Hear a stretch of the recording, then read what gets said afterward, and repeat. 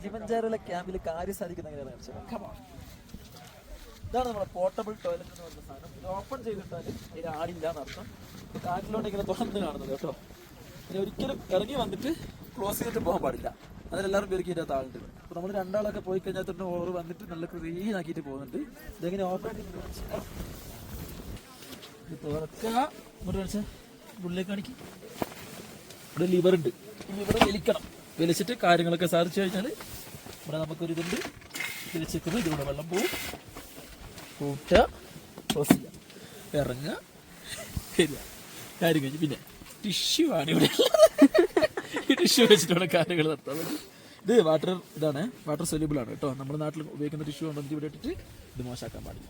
അപ്പോൾ അടുത്ത ആൾ വന്നിട്ട് ഇനി നമ്മൾ ഇറങ്ങിപ്പോയി കഴിഞ്ഞാൽ അവർ വന്നിട്ട് ഇത് ക്ലീൻ ചെയ്യും.